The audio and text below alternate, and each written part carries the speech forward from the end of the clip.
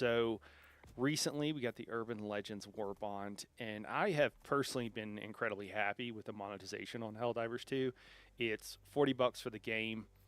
If you want to get some of these war bonds, you can earn them from in-game currency at a slower rate than you would want. So it does a bit incentivize you to purchase, to pay with super credits, which is the in-game currency. It's about $10 to get each war bond if you did that, although each gives you 30% of that back refunded. So, you could do the math on it here. What do we got? Looks like 9 war bonds or something like that. So you'd be looking at about $70 to get all of them. So, they're adding to the game. They're treating it as very much as a live service. They need to make money. I don't really have a problem with that. In fact, I've been very happy with the monetization overall from Helldivers. However, that's kind of changed a bit recently. So there's one armor set that it was recommended to me highly, and it's the Exterminator armor here, and it's fortified. It's the only medium armor. I guess there's another one that you can also get from the cash shop that is fortified. And on the bots, having fortified armor when you're on Super Helldive, I'm not saying it's necessary, but it's pretty much necessary. I mean, you will not have a good time if you don't have fortified armor or if you're not in heavy armor of some sort. Would you generally agree with that, Mr. Me? Or any parts I where you mean, disagree? definitely has been leaning away from that over the past, over the game's lifetime. Because I know when the game came out, rockets were extremely overtuned, and that was kind of the only way to really live a rocket. But now it's tuned down, but it's still super apparent just because of the amount of explosives that get used on the bot front. Where it's like it can't it's I would make an argument for the newest armor that came out in the Warbond, the with the siege ready passive, but realistically, it's you're still gonna roll with the fortified Yeah. and get the explosive resistance. But Yeah. there's definitely more options now, and it's not as important. But the fact that it is been undertuned or just like turned down so many times and it's still useful, it's like, wow, we really needed this before. And it's still useful now. Yeah. Yeah, yeah. I think it's possible, and if you want to run a shield or do some other things, I just noticed I personally die a lot more, and dying is not fun typically, right? Especially when you're on really hard missions and you're dying over and over again.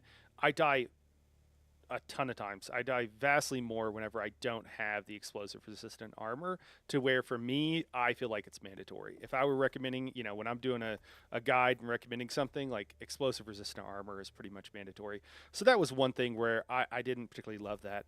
But normally, so in a war bond here, we're typically getting, we can just count it up. So we got one weapon, even though it's kind of garbage, is stun baton. We've got a set of armor, other stuff here as well, not that important. Although, actually, I'm sorry, and the directional shield. So we've got like 3 in-game functional things on the first page. On the second page, another set of armor. We've got another stratagem. We've got armed supply pods, which are just kind of fun. But we've got another 3 things that are helpful for in-game play and aren't just cosmetic. And then on the last page, we've got the anti-tank emplacement. And really, that's it. So we've got like 7 things that you get for $10, and I think that's fairly typical of most of what you get here. If you look at some of the other ones, so for example, the Truth Enforcers, we got 2 on the first page, we've got 2 on the second page, and we've got another one. So we've got 5 with that. Oh no, I'm sorry, 2 on the last page. So 6 with that one. I might be missing something here, but I think that's about right. So normally for $10, you're getting about 6 weapons. Now, and again, you can earn credits in game at a reasonable rate to unlock these if you're playing a lot. And it does seem like the rate of super credits you get in game, either I've gotten really lucky in the past week or they've greatly increased it. So that's cool.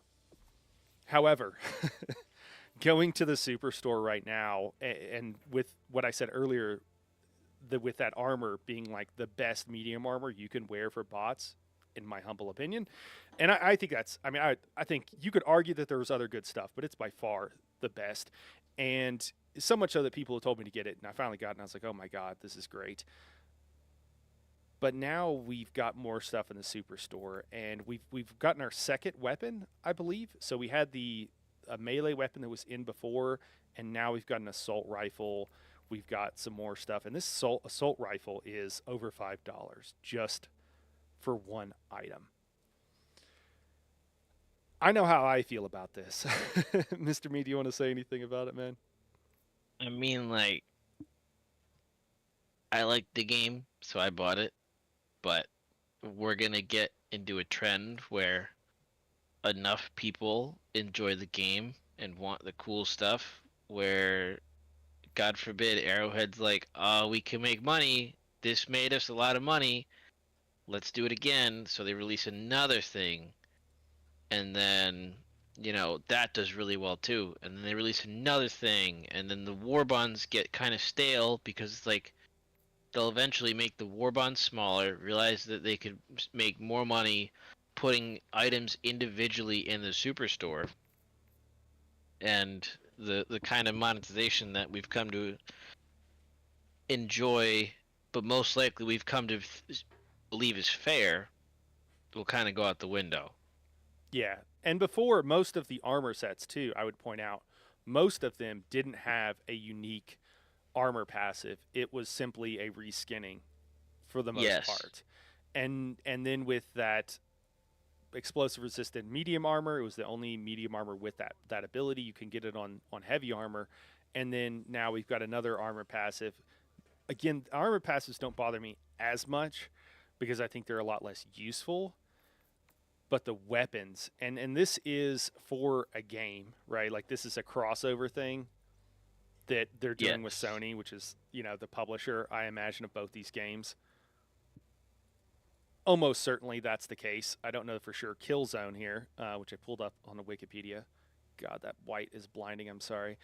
So, Killzone, they've had a bunch of games or what have you. So they did a crossover, and someone I'm sure will say in the comments here that hey, this is a crossover. Both companies need to make money or what have you. The cost of this gun went up from it basically went up like at least 3 times the value that it was. So it's not like they doubled the price and split the profits with the other company or whatever. They tripled it and over tripled it. And I just think that that's kind of crazy. And I'm very concerned that this trend is going to continue and they're going to start, it's going to be pay for power. And if they do, my feelings about the game, like it's still really fun, but I don't play games with predatory monetization, and like if they keep doing this, like it's going to lead to me quitting the game. And I don't know if it'll do it for other people, but there'll be a lot of like bad publicity that'll go out because of it, I think. Now, I will say that I don't mind them doing exactly what they did today every couple months, because this was like a collab. This was a big thing where they made like a whole Steam post about it. Um, and like they said, like this is like special premium content reserved for collaborations and other uniquely themed work. Like that's the words from their Steam post, and then it's like after that, our plan is to offer you something distinct and special. So as long as this isn't the every month thing, and we still get the war bonds, I could live with them just giving us exactly like this package, but maybe for like Warhammer or Halo or whatever they want to do the collab with. But like if this becomes the like a regular like thing and the war bonds get fucking stale, I'm ugh. Can you imagine if this were Warhammer, the prices would be like 6 times as high? I would pay it. Yeah, I would pay. and Dude, Games Workshop appreciates that, and they know that. So dude, if they gave us a bolter, dude, I'm paying, dude. I'm paying. yeah, that's a good point. I don't mind that. The problem for me arises when they do give us a bolter, right? And if you really want that bolter and you want it to be good and you want it to use it, what if that bolter is just like the best thing? Yeah, that also comes into a problem where the best guns locked behind a paywall. Yeah, and that's a huge problem. And I mean, you could argue in some ways. I mean, I thought that that's one of the really cool things about the Illuminate coming out is that I think that the best thing to fight them for primaries, I'm pretty sure comes with like the base. I'm trying to find it right now. Yeah, it's all the way at the bottom. Is All it? the way at Well, the that's what I bottom. went down there. I did. Oh, that's his. Okay. Yeah, it comes with the base war bond, I believe. Does it So not? I really enjoy the spray and pray, which is I don't think it's in this one. I think it's in the next one. Okay. But Well, I've been using the it, breaker, just the plain breaker, and that does come with the base war bond. the breaker works really well too. Yeah.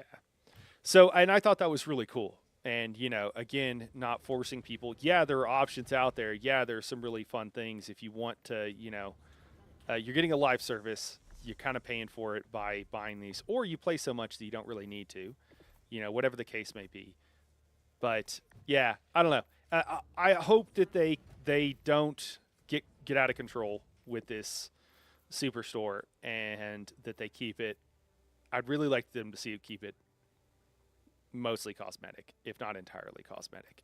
And some of these guns, like I don't know, or they need to be niche or something. But it's I don't know. It's pretty concerning for me because the moment that they mess up and they make one of the weapons, because you don't want to buy a weapon and it be garbage, right? You're going to be upset, I would think. Like that's already happened with the what was it called? What's the melee weapon?